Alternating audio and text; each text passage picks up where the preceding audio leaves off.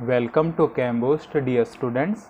आज हम देखेंगे इलेक्ट्रोकेमिस्ट्री का लेक्चर नंबर 5, जिसमें हम बेसिकली कवर करने वाले हैं buffer solutions and buffer action को। शुरुआती सेगमेंट्स में हम देखेंगे कि हमारे पास बफर सॉल्यूशन क्या होता है, देन हम उसके टाइप्स को समझेंगे। इसमें सबसे पहले हम देखेंगे एसिडिक बफर, देन हम देखेंगे बेसिक बफर। उसके बाद हम जानेंगे कि बफर एक्शन क्या होता है, जिसको हम समझेंगे अमोनियम एसिटेट सॉल्यूशन के बफर एक्शन की हेल्प से। देन हम देखेंगे कि एसिडिक बफर का बफर एक्शन क्या रहता है और बेसिक बफर का बफर एक्शन क्या रहता है। तो चलिए लेक्चर को शुरू करते हैं। चलिए समझेंगे बफर सॉल्यूशन को। देखिए, हमारे लिए कई बार, ध्यान से सुनना, हमारे लिए कई बार ये बहुत ज़रूरी हो जाता है कि हम एक पर्टिकुलर पीएच का सॉल्यूशन प्रिपेयर करें और उसे स्टोर करके रखें, लेकिन उसको प्रिजर्व करने में हमें जो डिफ़िकल्टीज़ आती हैं वो प्रिपेयर करने में जो डिफ़िकल्टीज़ आती हैं उनसे भी ज़्यादा रहती हैं। कारण अगर तो हम उस सॉल्यूशन को ओपन एयर में रखें तो वो कार्बन डाइऑक्साइड एब्जॉर्ब करेगा और एसिडिक बन जाएगा, यानी उसकी वो पीएच नहीं रही जिस पर्टिकुलर पीएच के लिए हमने उसे प्रिपेयर किया था। ठीक इसी तरह अगर हम उसको ग्लास बोतल में रखें तो जो एल्केलाइन, जो बेसिक इम्प्योरिटीज़ हैं ग्लास की, वो उसके अंदर मिक्स होंगी और फिर से वो पीएच में गड़बड़ कर देंगी। यानी जिस पर्टिकुलर पीएच का सॉल्यूशन हमने बनाया था उस पीएच का सॉल्यूशन अब नहीं रहा। तो ऐसा सॉल्यूशन जिसकी पीएच प्रैक्टिकली कांस्टेंट रहे, अगर हम उसमें थोड़ा अमाउंट एसिड डाल दें तो भी, या फिर थोड़ा अमाउंट बेस डाल दें तो भी, तो ऐसे सॉल्यूशन को हम बोलते हैं बफर सॉल्यूशन। यही बात हमने यहाँ लिखी है। A buffer solution is defined as a solution whose pH remains practically constant even when small amount of acid or the base are added to it। बात करते हैं बफर सॉल्यूशंस के टाइप्स की, जिसमें सबसे पहला है एसिडिक बफर। देखिए, ये वो टाइप है बफर सॉल्यूशन का जिसके अंदर हमारे पास मिक्सचर होता है। किन किन चीज़ों का मिक्सचर? वीक एसिड का और उसी वीक एसिड के सोल्ट का एक स्ट्रॉन्ग बेस के साथ। आई रिपीट, एसिडिक बफर में हमारे पास मिक्सचर रहता है एक वीक एसिड का और उसी वीक एसिड के साल्ट का स्ट्रॉन्ग बेस के साथ। यही बात यहाँ पर लिखी है। It is the solution of a mixture of a weak acid and A salt of this weak acid with a strong base. बात करते हैं एग्जाम्पल की। Acetic acid plus sodium acetate. Acetic acid हमारे पास वीक एसिड है और ये देखिए CH3COH तो हो गया वीक एसिड और NaOH से आया Na, ये हो गया स्ट्रॉन्ग बेस से, यानी स्ट्रॉन्ग बेस और वीक एसिड का साल्ट। ये रहा वीक एसिड, ये रहा इसका साल्ट एक स्ट्रॉन्ग बेस के साथ। तो इस मिक्सचर को हम क्या बोलते हैं? इसे हम बोलते हैं एसिडिक बफर। ये बफर सॉल्यूशन का पहला टाइप हो गया। आप इतना अपने नोटबुक में लिखें। देन हम सेकेंड टाइप देखते हैं जो है बेसिक बफर। चलिए देखते हैं बेसिक बफर को। अगर एसिडिक बफर की डेफिनेशन हमें क्लियर हो गई तो बेसिक बफर की भी आपको क्लियर हो जाएगी। देखिए, बेसिक बफर हमारे पास वो टाइप है बफर सॉल्यूशन का जिसके अंदर मिक्सचर रहता है। किसका? वीक बेस का और इसी वीक बेस का साल्ट स्ट्रॉन्ग एसिड के साथ। It is the solution of a mixture of a weak base and A salt of this weak base with a strong acid. बात करें एग्जांपल की तो अमोनियम हाइड्रोक्साइड हो गया हमारे पास वीक बेस और अमोनियम क्लोराइड हमारे पास हो गया इस वीक बेस का साल्ट स्ट्रॉन्ग एसिड के साथ। Cl HCl से आया, स्ट्रॉन्ग एसिड है, और NH4OH ये तो वीक बेस हमारे पास है ही है, इसका सॉल्ट ये हो गया स्ट्रॉन्ग एसिड के साथ। क्लियर?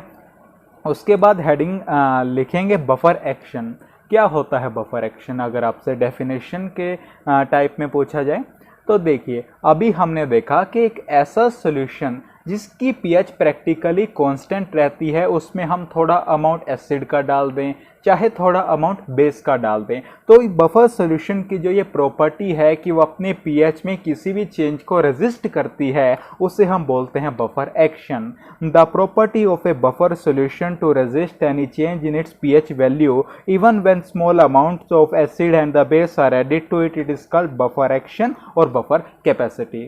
क्लियर? तो आप इतना नोट करें। देन हम बफर एक्शन को थोड़ा और डीप में देखते हैं।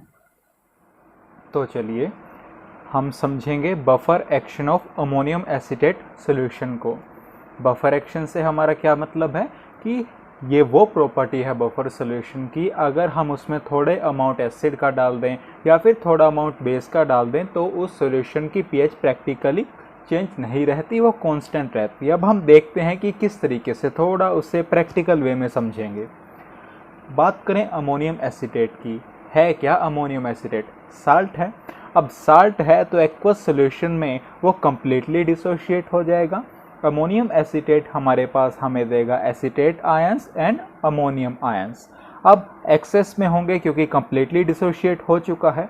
अब पहला केस कंसीडर करते हैं, जब हम डालते हैं स्मॉल अमाउंट ऑफ एसिड इस अमोनियम एसीटेट सॉल्यूशन के अंदर। अब देखिए एसिड है तो H+ आयंस वो देगा। अब जैसे ही सॉल्यूशन में H+ आयन आया वो कंबाइन करेगा एसीटेट आयन के साथ और फॉर्म कर लेगा एसिटिक एसिड।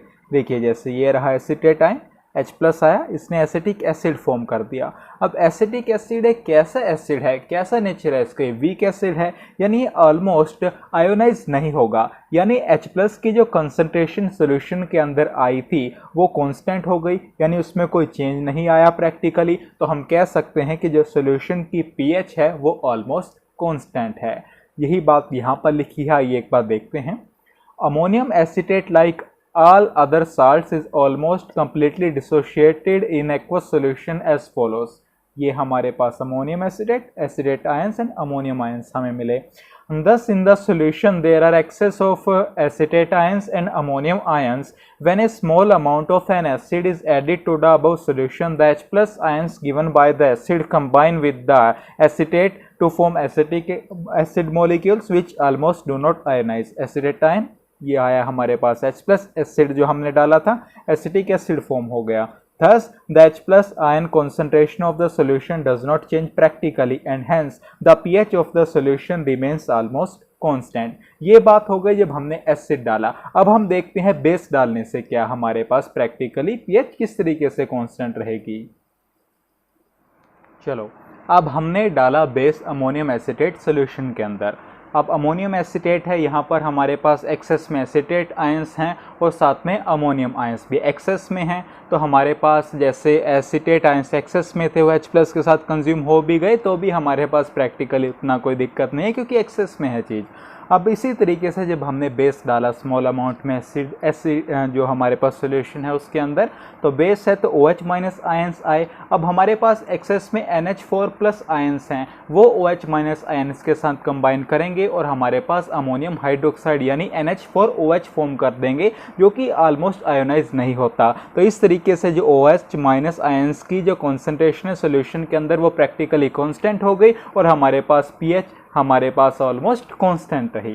यही बात यहाँ पर लिखी है। Similarly when a small amount of a base is added to the above solution, the OH- ions given by the base combine with the NH4 ions to form NH4OH molecules which almost do not ionize। NH4+ plus में OH- NH4OH। Thus the OH- concentration and hence the H+ ion concentration of the pH of the solution remains almost constant। और इसी property को हम क्या बोलते हैं buffer solution की? Buffer action. थोड़ा सा आई थिंक फील आया होगा अब आपको बफर एक्शन का, आप इसे नोट कीजिए। देन हम एसिडिक बफर के केस में बफर एक्शन क्या रहेगा, बेसिक बफर के केस में बफर एक्शन क्या रहेगा उसे हम देखेंगे। तो चलिए अब हम समझेंगे buffer action of acidic buffer को। एसिडिक बफर अभी हमने देखा कि ये बफर सॉल्यूशन का वो टाइप है जिसके अंदर मिक्सचर रहता है वीक एसिड का और उसी वीक एसिड के साल्ट का एक स्ट्रॉन्ग बेस के साथ। हम यहाँ पर कंसीडर कर रहे हैं एसिटिक एसिड को वीक एसिड और सोडियम एसीटेट को जो कि इस वीक एसिड का सोल्ट है स्ट्रॉन्ग बेस के साथ। अब एसिटिक एसिड वीक एसिड है तो ये काफ़ी कम मात्रा में हमारे पास डिसोशिएट होगा एक्वस सॉल्यूशन में CH3COO- एंड H+ आयंस के अंदर। सोडियम एसीटेट कम्प्लीटली डिसोशिएट हो जाएगा एक्वस सॉल्यूशन के अंदर और हमारे पास देगा sodium ions and acetate ions. अब क्योंकि ये कम्प्लीटली डिसोशिएट हो गया तो हमारे पास एसीटेट आयंस तो एक्सेस में होंगे। H प्लस आयंस एक तो हमारे पास ये पहले ही वीक एसिड है। अब कॉमन आयन इफेक्ट के कारण ये फर्दर हमारे पास CH3COOH की जो डिसोसिएशन है वो सप्रेस हो जाएगी, कम हो जाएगी, यानी H प्लस आयंस की कॉन्सेंट्रेशन और कम हो जाएगी। कॉमन आयन इफेक्ट क्या है, देखिए आपने पढ़ा होगा, फिर भी एक बार डिस्कस करते हैं थोड़ा, कि वीक इलेक्ट्रोलाइट की जो डिसोसिएशन है वो पहले ही कम है। वीक इलेक्ट्रोलाइट की डिसोसिएशन का कम होना एक स्ट्रॉन्ग इलेक्ट्रोलाइट की प्रेजेंस में कंडीशन क्या है कि दोनों के अंदर एक कॉमन आयन होना चाहिए। यह है वीक इलेक्ट्रोलाइट हमारे पास और यह है स्ट्रॉन्ग इलेक्ट्रोलाइट। वीक इलेक्ट्रोलाइट की डिसोसिएशन सप्रेस हो जाएगी स्ट्रॉन्ग इलेक्ट्रोलाइट की प्रेजेंस में, प्रोवाइडेड इनके पास कॉमन आयंस होने चाहिए। देखिए इसके पास CH3CO- है, स्ट्रॉन्ग के पास भी CH3CO- है, यानी कॉमन आयंस है। इसे हम बोलते हैं कॉमन आयंस इफेक्ट। यानी ले देकर बात हमारे पास क्या हो गई कि सॉल्यूशन के अंदर जो एसिडेट आयंस है वो तो एक्सेस में प्रेजेंट है, लेकिन H plus ions small amount में प्रेजेंट है। आइए एक बार रीड कर लेते हैं पूरे सिनेरियो को। Consider the buffer action of the acid buffer containing acetic acid and sodium acetate. Acetic acid dissociates into a small extent, whereas sodium acetate is almost completely dissociated in the aqueous solution as follows. Acetic acid weakly ionise होगा acetate ion and H plus ions में। बात करें sodium acetate की, completely dissociate हो जाएगा sodium ions and acetate ions में। By common ion effect the ionisation of CH3COH is further suppressed. Thus in the solution there are excess of CH3CO- ions and a small amount of H plus ions. ये small amount of H plus ions है, इसे ध्यान से देखिएगा। Clear? तो आप इतना note करें, फिर हम देखते हैं कि एसिड डालने से कैसे pH प्रैक्टिकली कांस्टेंट रहेगा, OH- ऐड आयन करने से कैसे pH प्रैक्टिकली कांस्टेंट रहेगा। तब तक आप इतना नोट कर लो। चलिए अब हम देखते हैं एसिड और बेस डालने का क्या इफेक्ट रहेगा। देखिए जब हमने स्मॉल अमाउंट एसिड का डाला, एसिड से हमें क्या मिलेंगे, H प्लस आयंस। अब क्योंकि हमारे पास जो सोडियम एसिटेट है वहाँ से हमें एसिटेट आयंस एक्सेस में मिले हैं, तो एसिड से जो H प्लस आया होगा वो एसिटेट आयन से कंबाइन करके एसिटिक एसिड फॉर्म कर देगा। अब एसिटिक एसिड तो अपने आप में वीक एसिड है, वो तो ऑलमोस्ट आयनाइज होगा ही नहीं, यानी जो H प्लस आयन आए थे उनकी कंसंट्रेशन प्रैक्टिकली कांस्टेंट हो गई और pH पर कोई भी इफेक्ट नहीं देखने को हमें मिला। ये तो हो गया एसिड का। अब बेस की बात कर लेते हैं। बेस हमें क्या देगा, OH- आयंस। अब जैसे हमने इससे पहले अमोनियम एसिटेट सॉल्यूशन का जो बफर एक्शन पढ़ा था उसके सिमिलर है, वो समझ आ गया था। अब ये बिल्कुल इजी लग रहा होगा आपको। अब बेस डाला स्मॉल अमाउंट, वहाँ से OH- आयंस आए। अब अपनी नोटबुक में देखिए जो एसिटिक एसिड था वो इक्विलिब्रियम में हमारे पास क्या दे रहा है, एसिडेट आयंस और H प्लस आयंस। तो जो बेस से OH- आयन आएगा वो इस H प्लस से कंबाइन करेगा। इस तरीके से OH- की कॉन्सेंट्रेशन भी प्रैक्टिकली कांस्टेंट हो गई सोल्यूशन के अंदर, फिर से pH पर कोई इफेक्ट नहीं पड़ा और हमारे पास बफर एक्शन यहाँ पर सर्टिफाई हो गया। अब आपके अंदर एक क्वेश्चन आ सकता है कि आपने कहा था कि एसिडेट आयंस एक्सेस में प्रेजेंट हैं, लेकिन H प्लस कम अमाउंट में प्रेजेंट है, और जो बेस हमारे पास हमने ऐड किया H प्लस के साथ कंबाइन किया तो H प्लस हमारे पास कंज्यूम हो गया। क्या pH में अब कोई फर्क पड़ेगा कि नहीं, क्योंकि हमारे पास H प्लस कम मात्रा में प्रेजेंट है। तो बिल्कुल सही क्वेश्चन है, लेकिन एक बात और समझें, जो हमने इक्विलिब्रियम बनाया है यहाँ पर लगेगा हमारे पास ली-चैटलियर प्रिंसिपल। आपने पढ़ा होगा लोअर क्लासेस में क्या होता है ली-चैटलियर प्रिंसिपल। मान लीजिए हमारे पास रिएक्टेंट हैं और प्रोडक्ट्स हैं। प्रोडक्ट में हमारे पास कुछ ऐसा इफेक्ट हुआ कि यहाँ पर प्रोडक्ट में डिक्रीमेंट हमें देखने को मिला, तो इस डिक्रीमेंट को अंडू करने के लिए जो इक्विलिब्रियम है वो रिएक्टेंट से प्रोडक्ट की तरफ जाएगा, यानी राइट हैंड साइड। बात करें कई बार इसका उल्टा हो गया कि मान लीजिए हमारे पास जो प्रोडक्ट है वो कुछ इफेक्ट ऐसा आया कि वहां पर इंक्रीमेंट हो गया, तो इस इफेक्ट को अंडू करने के लिए इक्विलिब्रियम रिएक्टेंट की साइड शिफ्ट करेगा। अब अपनी नोटबुक में देखिए हमारे पास एसिडिक एसिड इक्विलिब्रियम में acetate ion H plus ions के साथ। अब H प्लस आयंस कंज्यूम हो गए, यानी प्रोडक्ट की साइड में डिक्रीमेंट देखने को मिल गया, यानी इक्विलिब्रियम अब राइट हैंड साइड शिफ्ट करेगा, यानी अब ज्यादा हमारे पास CH3CO negative H plus ions form होंगे। तो यहाँ से हमारे पास H प्लस आयंस की जो खपत हमारे पास हुई थी बेस के साथ कंज्यूम करने में में उसकी पूर्ति हो गई है, यानी ओवरऑल हमारे पास जो सोल्यूशन की पीएच है वो प्रैक्टिकली कांस्टेंट हो गई है। इसी सोल्यूशन को तो हम बोलते हैं बफर सोल्यूशन, और इसकी प्रॉपर्टी ये कि पीएच में कोई भी चेंज ना आने पाए स्मॉल अमाउंट ऑफ एसिड और बेस डालने के बाद, इसे हम बोलते हैं बफर एक्शन। और ये हमने देखा एसिडिक बफर का बफर एक्शन। आइए एक बार रीड कर लेते हैं जो अभी हमने आपको कहा। When a small amount of an acid is added to the above mixture solution, the H plus ions given by the acid combine away with the CH3CO minus ions to form acetic acid which almost do not ionize. H plus I acetate ion से combine किया acetic acid form कर लिया। Thus the H plus ions concentration and hence the pH of the solution remains almost constant. Similarly, when a small amount of base is added, the OH minus ions given by the base combine with the H plus ion already present to form H2 which almost do not ionize. H plus OH minus के combine किया और H2 form हो गया। Clear? तो ये हमारे पास था acidic buffer का बफर एक्शन। आप इतना नोट करें, देन हम देखते हैं बेसिक बफर का बफर एक्शन। तो चलिए अब हम समझेंगे बेसिक बफर के बफर एक्शन को। बहुत ही इजी है, जैसे ही आपने एसिडिक बफर का समझा ठीक वैसे ही ये भी समझ आएगा। हम बेसिक बफर में हमने देखा था कि ये बफर सॉल्यूशन का वो टाइप है जिसके अंदर मिक्सचर रहता है किसका, वीक बेस का, और इसी वीक बेस के साल्ट का स्ट्रॉन्ग एसिड के साथ। तो यहाँ पर हमने वीक बेस लिया है अमोनियम हाइड्रोक्साइड, जो कि वीकली डिसोशिएट होकर हमारे पास OH minus and ammonium ions की फॉर्मेशन कर रहा है। और बात करें इस वीक बेस के स्ट्रॉन्ग एसिड के साथ साल्ट की, तो वो है अमोनियम क्लोराइड। अब क्योंकि साल्ट है तो ये कंप्लीटली डिसोशिएट हो जाएगा ammonium ions and Cl minus ion में।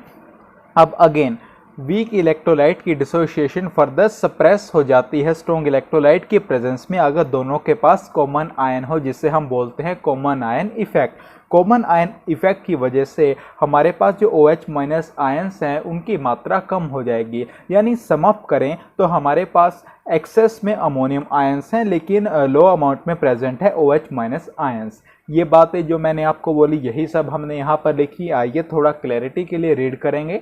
The buffer action of a basic buffer example ammonium hydroxide and ammonium chloride, weak base और इस वीक बेस का साल्ट स्ट्रॉन्ग एसिड के साथ, may be explained as follows. Ammonium hydroxide dissociates to a small extent whereas ammonium chloride dissociates completely in the aqueous solution as follows. Ammonium hydroxide NH4 ions और OH minus ions में weakly dissociate हुआ, NH4Cl ammonium chloride completely dissociate हो गया NH4 positive और Cl minus ions में।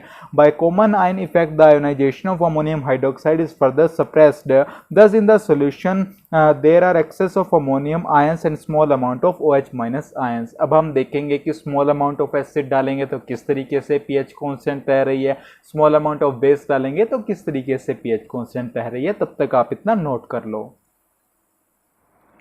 तो चलिए पहले देखते हैं जब हमने बेस का एडिशन किया स्मॉल अमाउंट में, बेस है तो वहाँ से हमें क्या मिलेंगे OH माइनस आयंस। अब हमारे पास जो अमोनियम आयंस हैं ये तो एक्सेस में प्रेजेंट है क्योंकि अमोनियम क्लोराइड साल्ट है, तो OH माइनस आयन जो होंगे स्मॉल अमाउंट में हमें बेस जो डाला है वहाँ से मिले हैं, कि अमोनियम आयन के साथ कंबाइन करेंगे अमोनियम हाइड्रोक्साइड फॉर्म कर देंगे जो कि हमारे पास ऑलमोस्ट आयनाइज होता ही नहीं है। यानी इस तरीके से OH माइनस की कॉन्सेंट्रेशन सोल्यूशन के अंदर प्रैक्टिकली कॉन्स्टेंट हो गई। तो इसी तरीके से हम पीएच की भी बात कर सकते हैं कि बेस डालने पर पीएच प्रैक्टिकली कांस्टेंट रहा। बात करते हैं एसिड की। अब एसिड से हमें क्या मिलेगा H प्लस आयंस। तो हमने जो इक्विलिब्रियम लिखा है अपनी नोटबुक में देखो, अमोनियम हाइड्रोक्साइड अमोनियम आयंस और OH माइनस आयन है, तो OH माइनस आयन कंबाइन कर जाएगा हमारे पास जो एसिड से H प्लस आएगा और वाटर फॉर्म करेगा जो कि ऑलमोस्ट आयोनाइज नहीं होता। अगेन यहाँ से क्वेश्चन अराइज हो सकता है कि ठीक है सर ये बात हमने डाइजेस्ट कर ली कि जो OH माइनस आयंस हमें बेस से मिले वो अमोनियम आयंस एक्सेस में है कंबाइन कर गए, लेकिन हमारे पास OH माइनस आयंस तो लेस अमाउंट में है। बिल्कुल है। तो अगेन यहाँ पर ली चैटलियर प्रिंसिपल लगेगा कि जो इक्विलिब्रियम हमने लिखा है अमोनियम हाइड्रोक्साइड का, अब राइट हैंड साइड से हमारे पास डिक्रीमेंट हुआ OH माइनस आयंस का, तो इसको कंपनसेट करने के लिए इक्विलिब्रियम राइट हैंड साइड में शिफ्ट होगा, यानी और हमारे पास NH4 plus and OH minus ions form होंगे। यानी यहाँ पर जो OH माइनस आयन फॉर्म हुआ H प्लस के साथ कंपनसेट हो गया उनका इक्विलिब्रियम शिफ्ट के साथ। ये और हमारे पास जो OH माइनस आयन की कॉन्सेंट्रेशन है सोल्यूशन में वो प्रैक्टिकली कांस्टेंट रही, H प्लस की जो हमारे पास कॉन्सेंट्रेशन है सॉल्यूशन के अंदर वो कांस्टेंट रही, तो हम इनडायरेक्टली बोल सकते हैं कि जो पीएच है सॉल्यूशन की वो प्रैक्टिकली कांस्टेंट है, और इसी सॉल्यूशन को हम क्या बोलते हैं, बफर सॉल्यूशन, और इसी प्रॉपर्टी को हम बफर सॉल्यूशन क्या बोलते हैं, बफर एक्शन। यही बातें हमने यहाँ पर लिखी है, एक बार रीड करते हैं, बिल्कुल क्लियर हो जाएगा। When a small amount of a base is added, the OH minus ions given by it immediately combine away to form the weakly ionized ammonium hydroxide NH4 plus OH minus NH4OH. Thus, the H plus ion concentration of the pH of the solution remains unaffected. Similarly, when a small amount of an acid is added, the H plus ions given by it combine with the OH minus ions already produced by ammonium hydroxide in equilibrium. H plus OH minus के साथ combine करके water form हुआ। As the OH minus ions are consumed away, the equilibrium shifts in the forward direction. Thus, more of ammonium hydroxide dissociates to produce more number of OH minus ions, which make up the loss of OH minus ion. Hence, the OH minus concentration and therefore the H plus ion concentration or the pH of the solution remains fairly constant. I think अब कोई doubt नहीं रह गया होगा buffer action से related. Clear? तो आज हम इतना ही देखेंगे। एक बार सम अप करें आज के लेक्चर को, तो हमने आज देखा है buffer solutions and buffer action को। बात करें शुरुआत की, हमने ये जाना कि बफर सॉल्यूशन क्या होता है, देन हमने उसके टाइप्स को देखा, acidic buffer and basic buffer. उसके बाद हमने अमोनियम एसीटेट के बफर एक्शन को समझा, जिसकी हेल्प से हम अच्छे से समझ पाए एसिडिक बफर के बफर एक्शन को, और लास्ट में हमने देखा बेसिक बफर के बफर एक्शन को। तो चलिए, till next video, keep learning, keep growing.